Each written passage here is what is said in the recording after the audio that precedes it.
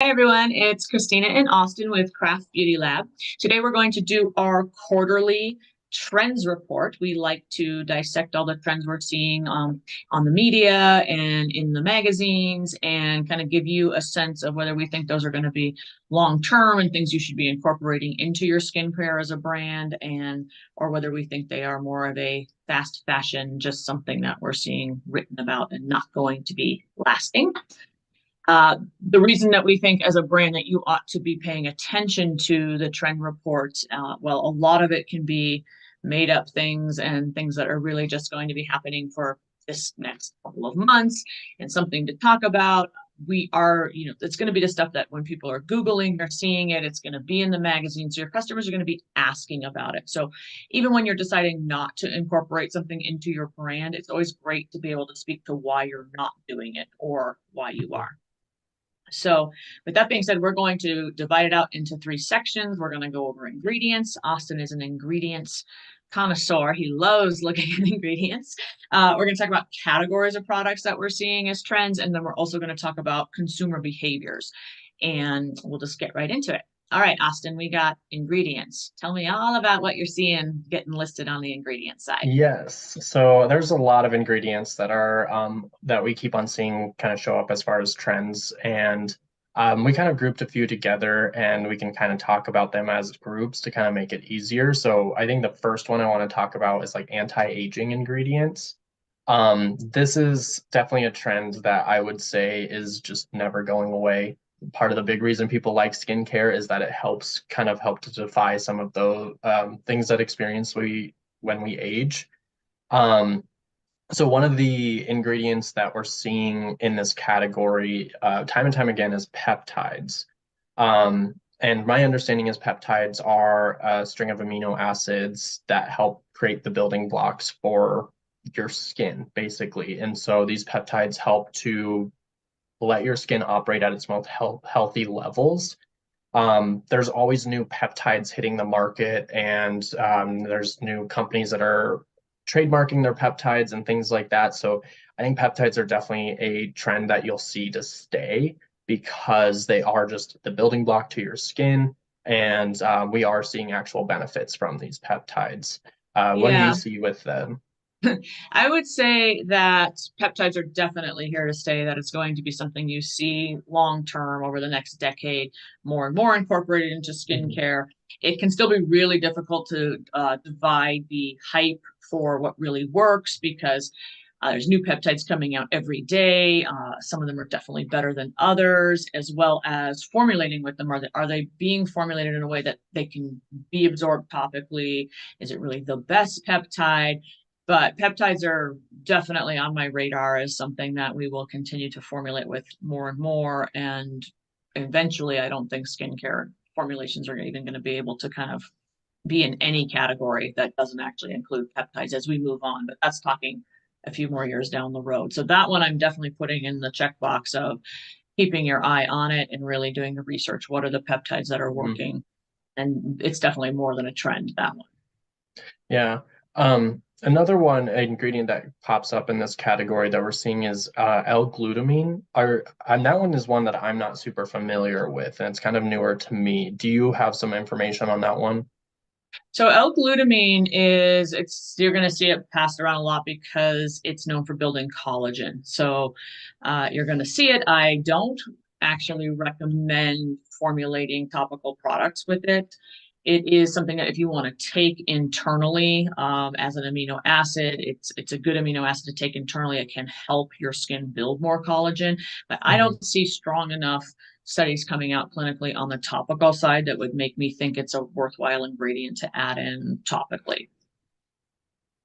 Oh, That's about all I'm going to say on that one for now. all right, that's interesting. Okay.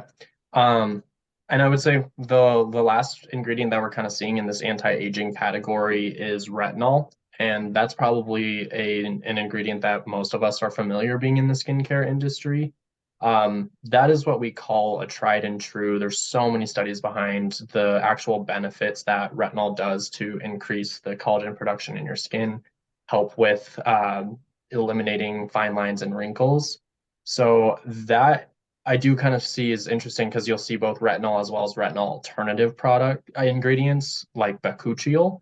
So I think those are just tried and true, and it's interesting to see how such a tried and true product can kind of come through its life cycle and create a new trend of As being surrounding it's it. trending, right? So Hmm. yeah, retinol and retinol in general, which is also just, a derivative vitamin A, from prescription all the way through to, you're seeing it in nanotechnology.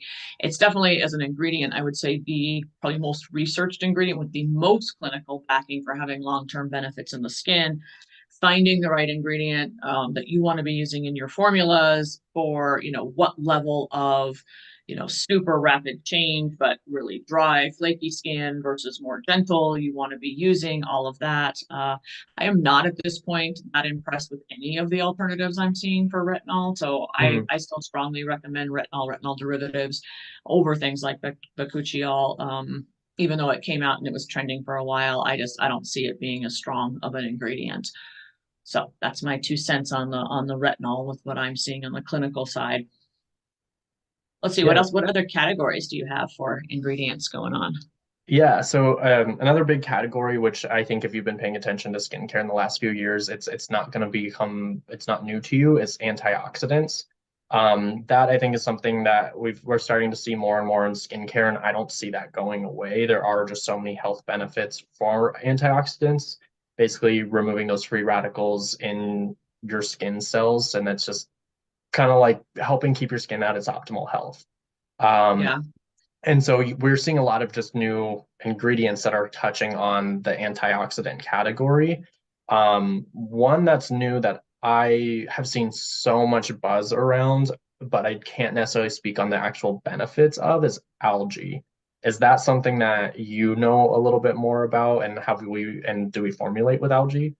We do formulate with algae. I like algae. I think in this category, you have a lot of varying options that can work. So it tends to be more what are ingredients that sort of speak to your brand and are staying on message with your brand. Algae it's a great antioxidant. It has great trace minerals in it. It has great hydrating properties. So it's a solid ingredient to be incorporating in, Hmm. and one that I would call more than a trend in terms of I don't think it's disappearing anytime soon. I do think there's other alternatives you can look at as well. Yeah. So I like algae. I'm looking at your list here too. I also see the winter cherry or the ashwagandha. Um, Hmm. that's a fantastic anti-inflammatory, which is great for all things in the skin. Again, just more of whether that fits into what your brand's formulating, objectives are. And yeah, and then you've got another one on here that's interesting. Tell me why you have that on the list, and then I'll tell you what I think about it. Yeah, yeah. So it's just one that we started to recognize, like we saw it on a few lists, a few people are starting to talk about it. So this is one where we're, I would say the early stages of a trend, and we're just kind of seeing kind of what happens with it. But it's an ingredient called mammy sapote, which comes from the sapote tree. And basically, this ingredient, well, an interesting fact about it actually is that the sapote tree is from the same family as the argan. So Oh, the sapote oil, I don't want to say it's the same as argan oil, but like they can share a lot of the same benefits. And so those benefits are looking like really high in fatty acids, lots of vitamins and minerals inside of that, as well as being really rich in antioxidants. Um, which are and all so good things to have in your ingredients. all good things to have. And Yeah. so it's brand new. We're just not sure if it actually meets those claims that they're trying to say, and if it is better than argan oil, that we don't know yet. Yeah, that's my impression of it too. It's a fine ingredient, but I think it's more that stretch of we're trying to find something new to put into a product that sounds amazing and new, and it really hits a category of a great set of oils that have all of those same characteristics. It's not necessarily better or worse than any of those, but nor is it, in my opinion, going to be something that turns into like one of the real classics in terms of like it's not retinol, it's not vitamin C, it's not that core of an ingredient that it's a game changer. I'm going to still put that one more as it's beneficial, but it's more in a trend category for me, not something I'm going to build a brand around. Right, right. and this is, I'm going to transition into the next category of ingredients because I think this is one I would really like to know whether it falls into kind of the fast fashion trend or if it's actually stayed and true, is we're noticing just a lot of variety of acids on the market. And almost how I'm looking at it is it's like alternatives to acids that are already on the market. So I think like a good example that I'm seeing is polyglutamic acid is being touted as the better hyaluronic acid.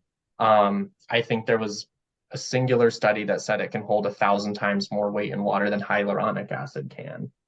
Um, what is your experience with that ingredient? Do you recognize that? Is that what you're seeing? I recognize it. Right now, what I would say, just with the acids in general, I see a bunch on the list again, and acids are fantastic as a whole, the AHAs, the different categories that you're going to get. I like to do formulations that mix quite a few different acids in because I'm a believer too that what is going to be the most beneficial to you is actually a little bit unique in terms of people do have Mm-hmm. different skins, different skin types, different ways that they utilize ingredients in the Mm-hmm. skin. So I like it a little bit, I'll say that way, in terms of seeing some of these coming back around, but I don't think that's a game changer. I don't think it's the place of hyaluronic at the end of the day. Mm-hmm. I could end up being wrong because the studies are really just coming in. And so, right this minute, I would say there isn't enough evidence that I would look at replacing hyaluronic. Would you add a little in? It does not going to hurt to add it in with your hyaluronic in your formulas.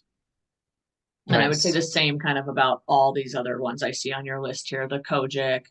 It's great. And I think it's better in conjunction with other ones, blending it together and really getting a good mix of different acids. I would say that's Yeah. probably my opinion of all the acids that we're seeing on the market right now coming out. Right, because there's the other one that's on here, the polyhydroxy acids, and kind of like how I was saying, is they work similar as an alpha hydroxy acid. But my understanding is that it's just going to be more gentler because the molecules are bigger, so they can't penetrate as deep. So it's like they work, but is it going to be the game-changing ingredient? Probably not, since we already have our tried and true AHAs, and they have different varying levels of molecule size and intensities, so to speak. And yeah, and there's ways to formulate with them that you can be formulating with the classic AHAs and still have a very gentle experience for your customer. If your entire brand is built around skin sensitivities and being really gentle, but you do want to add acids in, maybe that becomes your differentiator that you only use the PHAs. But I think as a whole, the customer, unless that's exactly what your brand is focused on, customers Mhm. are always looking for the a little bit more is better rather Yeah, than I like that. I like your thought process on that. Um, and then the last category of ingredients, and this is one that I feel like I have so many questions on, and I feel like we could probably do a whole nother like webinar surrounding it, is fermented ingredients. Um, fermented ingredients. Yeah. yeah. So when we talk about fermented ingredients for skin, what we're really meaning is probiotics. Mm, And in some cases, prebiotics, probiotics. yeah. I do think that there is some benefit to that in terms of maintaining the right, skin function and, Hmm. bacteria balance in the skin and things like that. I think that is a category that can be beneficial. I think it can be hard to sometimes prove in your formula that your fermented products are staying fermented, that they are actually producing probiotic or prebiotic effects Right. in the skin. But I also don't think it hurts to have it in there. And that one I think is at least specifically into the prebiotic, probiotic, or maintaining the right pH levels. In that regard, I think quote unquote, fermented ingredients will probably have a longer staying power Hmm. than is like just, it's not just going to be like a trend for 2023. I think that will have some form of staying power, whether it ends up being called fermented products or not. But that's all in the same category. Okay. All right. I like that. So that kind of covers a lot of the specific ingredient categories and specific ingredients that we were looking in.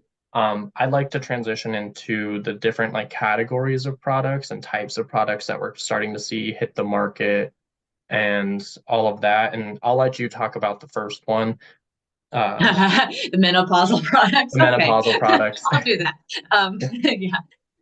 Yeah. So that's a category that I think we're definitely seeing more interest in that in terms of developing skincare topical applications for menopausal products. It's something I think customers are looking for. I think you have to be very careful if you are a beauty brand of staying out of over-the-counter drugs when you get into this category. So you might want to produce a product that is supportive to, maintain some kind of balance. I would not recommend, or unless you're going to actually kind of go the over-the-counter drug route, that you are really formulating a lot of products in this category particularly, but there are some interesting ingredients that they can show have some mitigating effects to the effects or the impacts from menopause or premenopausal. And if it's right for your brand, you might want to put one or two of those into your category with working with wild yam or working with some of these ingredients. But I think that really is for a brand very specific to, does that your brand's target? Is this really what your customer base is looking for? But we're definitely seeing it trending and being talked about a lot more. Awesome. Yeah. That's obviously the category that I'm not very familiar with. But one that I am starting to see a lot, just I think with shopping around at your usual, like even Targets and Sephora's and things like that, is having more actives in body care and maybe even just more emphasis on body care. And we're seeing that, I kind of think, in two ways, as far as like either new brands emerging that are their main focus is body care, or established skincare brands that are, I don't want to say shifting focus, but adding an additional focus of body care ingredients. And what that's looking like is body lotions being formulated with hyaluronic acid, or body washes being formulated with like glycolic acid. So things that we know work for the skin, but now applying it to the whole body because we know it works. Mm-hmm. I think this has some staying power to it. I think with how much skincare education that has happened in the last few years on the market, Yeah. kind of being more ingredient focused, I think people are now seeing how it can be applied to other parts as well. Yeah. From the formulating perspective, I like that. I mean, I think that's a solid category, that there Hmm. isn't any reason that if you are applying a moisturizer or a lotion, or you're using your scrubs or things like that, that you wouldn't have more actives in your body products. I'm also seeing that trend a lot in the cosmetics side of things. That one is a little bit more difficult because there's a lot of pigments in cosmetics that really aren't going to allow for the type of penetration you want of active ingredients. And so Hmm. there's a few types of formulas you can do in the cosmetics area where active ingredients will work just as well as they would work, but there's a lot that's really not going to be the case. And so I like it better in the body care for actives. I do think that I'm hitting that age where I'm like, oh, I should have been taking as good a care of my hands as I have been taking of my face. And you can see the difference. And so I think, as people just get more used to taking care of their face in a certain way, that there's no reason that wouldn't translate to your body. Right. Exactly. And you kind of started touching on this as well, so I'm gonna kind of transition to it. Is that the another category of products that we're seeing is like skincare and makeup hybrid products. So you were kind of talking about, oh, maybe Yeah. seeing actives in makeup products. And at least for me, I definitely see some benefits in staying power and like your tinted moisturizers, and products that have that multi-use and kind of skips a few steps as people kind of start to pare down their routines, which we're going to talk about in a second. But That's yeah, that'll get into some of the consumer behaviors. All right, let's yeah, talk about that in consumer behaviors, and we'll keep it with the products a little bit for right okay, now. okay, yeah, Kind of looking at your list here, I see eco. So eco certainly trending, and what does that really mean? Um, and I see you have two categories there: the waterless and then the eco packaging. So right. I'll talk waterless for a minute because that's a formulation thing. Hmm. Waterless is really, but can actually be an incredible eco advantage if eco is what you're really looking for in your brand. But you have to be super careful about what you mean by waterless, because you see it's getting used everywhere right now. It's a super trend buzzword in beauty brands. It's waterless formulations. But the real thing is, the difference between, is it really a waterless formulation, which means it contains no ingredients that contain no water, And so that's very different than the first ingredient on my list is aloe vera juice. Aloe vera juice is 99% water. That's not a waterless formula. A waterless formula is actually going to be a powder, or it's going to be like an oil and wax type Hmm. product. And so it's just an interesting one. I do think there's a lot of, you save a ton. They're very concentrated products if you can make them that way. It's only so many products that can be made that way, but it's an interesting one. But it's not to be confused with, because I get a lot of phone calls. Can you make, this product is, this ingredient deck, it's waterless. Can you work with that? And I'll look at it and I'm like, it's not waterless at all. It's just using, instead of saying water, it's using, aloe vera juice, or it's using, a orange blossom hydrosol or something else, but that's not Mm. a true waterless formula. So I see that one. The eco packaging is interesting too, as far as there's definitely a lot. This is going to be more than a trend, because who's really driving this are the major department stores, box stores. So CVS and Target and places like that are really driving and actually setting aside additional shelf space for brands that can meet certain eco kind of requirements. And so this is going to Hmm. be definitely more than a trend. It's difficult for small and mid-sized brands to really compete in this area effectively, because they just have less overall options in stock packaging for post-consumer recycled, or different things like that. And then as you start researching it more, it gets hard too, because there are, is glass really a fantastic eco option? Or what about how much more it costs to ship it because it's so much heavier, and then you're using so much more fuel, and then you're this and then you're Hmm. that. And so it's really, for a brand, is doing your research to just understand where you stand. What is your lane in that market, and what are you trying to accomplish? And then, like, coming to talk to us, we'll work with you with whatever it is you're trying to accomplish, but really understanding what it is you want to accomplish within that category of eco. And because you can go a lot of different directions and then realize you didn't actually accomplish a lot that was actually equal. Yeah, So I'm glad you kind of talked about just weighing the options, because I think like a lot of people will instantly go to like, oh, glass is infinitely recyclable and it's better for the environment and all of that. But you mentioned it's like it's going to be so much heavier. You're going to incur so much more shipping costs and just require more fossil fuels to ship those products to your final consumer. So it's definitely one where you kind of have to weigh a lot of options. It's not as black and white as we would like it to be. yeah, Um, it can be pretty complicated too. Even mhm, just, am I buying a PCR piece of packaging, but it's shipped from China, and like right. just the level of environmental toll that that takes, versus I bought something less eco-friendly, but it was actually manufactured here, and all the distances, and it's a pretty complicated calculation. And Yeah. so figuring out for you what your brand stands for, what your position statement is, and then just owning that lane, I think, is the best you can do as a smaller mid-sized brand. Right.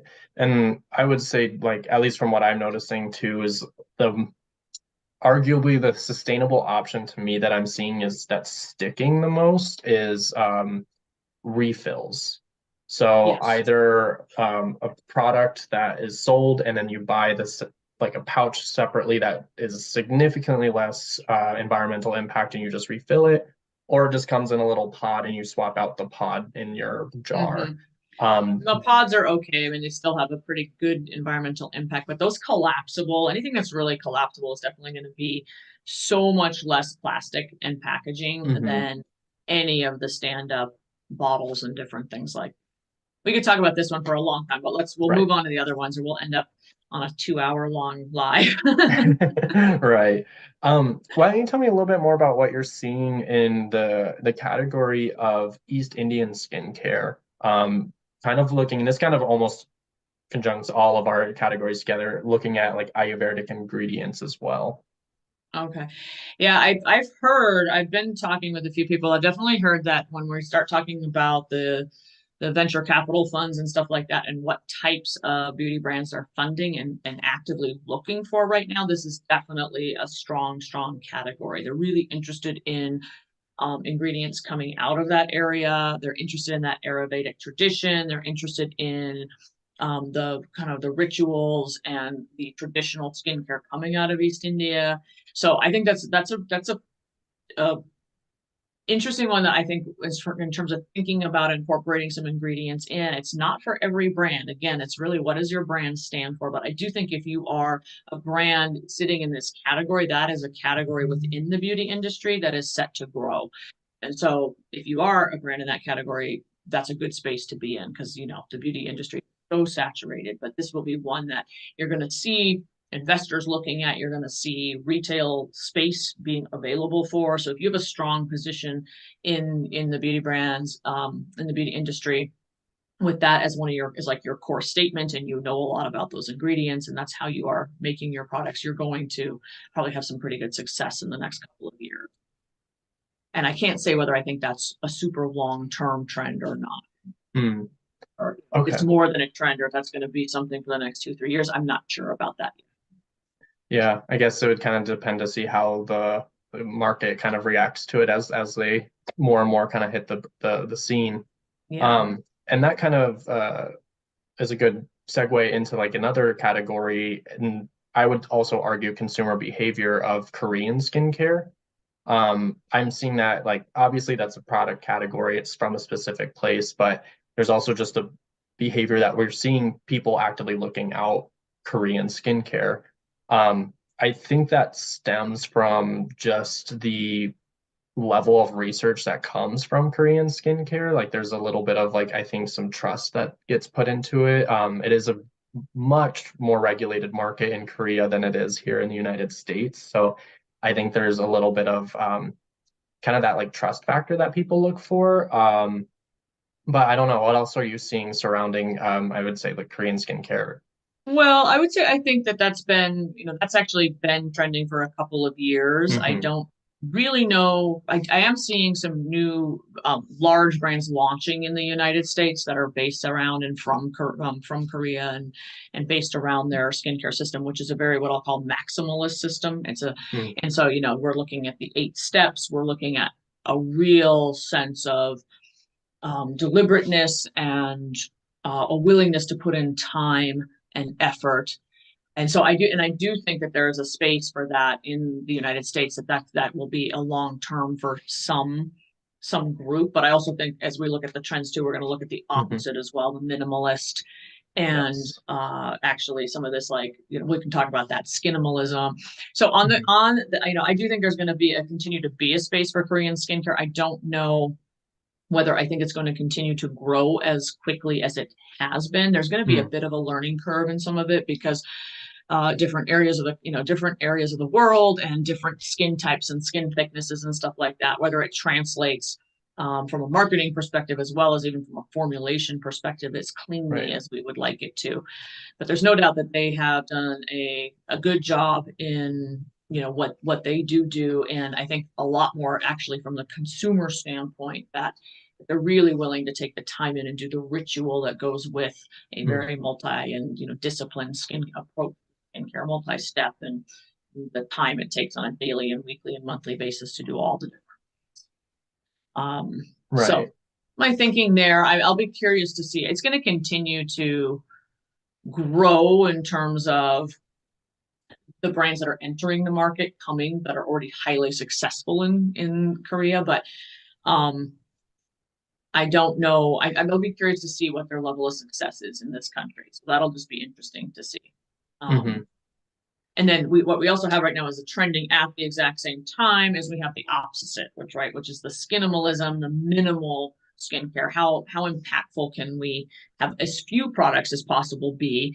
And I think that's probably has a lot to do with it's somewhat of probably a rebound effect from what we're seeing these like influencers with there's huge multi-step crazy steps of I'm using 20 products and the Korean skincare, which has been being talked about for a couple of years, but also I think the recession and some savviness too to being, hey, do I really want to have 20 skincare products Hmm. piled up? And so, how long that one lasts, I can't say either, but I can say if you're a brand, this is a great time to be developing your hero product, which is that product that does multiple things. If you already have it, you're promoting that you've already got that product okay, this is going to hydrate and have corrective skincare and do Hmm. this. And it's not going to be something that you have to pair with 8 other steps and things like that. So, Yeah. And I think what's interesting is that it's like I think both of those trends are on the market at the same time of yeah, like your yeah, 8-step Korean skincare routine, but also your 3-step beauty minimalist routine. So I think it's just important for brands to know what is it that you're trying to achieve. Do you want to be that 8-step yeah, product or do you want to be the yeah. minimalist brand? And so just really sitting and Own thinking your about lane. that. Yeah. Yeah. Know your purpose. Don't get distracted by what Hmm. everybody else is doing. Have your point of view and really stick with it. And if Yeah. you communicate your point of view really, really clearly, you will have some people that will be interested in that point of Hmm. view. And I think that's the biggest thing is there isn't going to be there's not going to be a one size fits all Yeah. in And what this we is see. where those skincare and makeup hybrid products that I was talking about earlier kind of come into play where, your tinted moisturizer is your moisturizer and your foundation in one. So it's creating products that work more synergistically together to create the same effect so you don't have to use as many products. Yeah. Yeah. I think that's a good one. I see one last one, and then we'll wrap up our quarterly here. We will do it Yes. again in the summertime, and we'll talk about are these things still trending? Are they on the decline? Are there new things coming up? But I see you also have on the list for consumer behavior skin cycling. So tell me what that is. Yes, so skin cycling is a trend that I want to say stems from TikTok, and I don't know 100% sure if that's where it came from, but it's definitely a social media trend. And it's basically the way that I look at it is that it's a way for people to introduce or start a retinol product and given a very static instructions on how to use it, but the focus is on barrier support.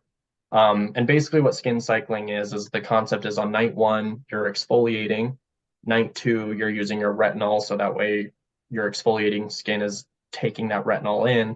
And then nights 3 and 4, you're focusing on barrier support, hydration, and just not putting any actives on it. And so that's what I mean is that I think it's not a one size fits all for everybody, but I think for anybody who's starting retinol or exfoliants or anything like that, it's a way for them to know how to use it in a manner that's not going to have adverse effects on your skin. Um, and so this is one where I think it's a good starter for people getting into it. I think anybody that's a little bit more established and familiar with skincare, you can take some nuggets of information from it, but I don't think you need to follow the true like skin cycling guide. Yeah. Because you should be listening to your skin and seeing what it needs every day.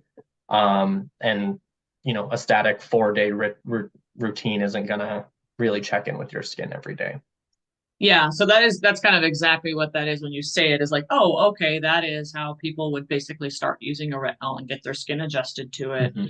Nothing really wrong with that routine, but it's No, just one of many that you could be using. It's yeah. not a huge game changer or anything along those lines. So I'm gonna chalk that up as a TikTok trend. No harm in it though.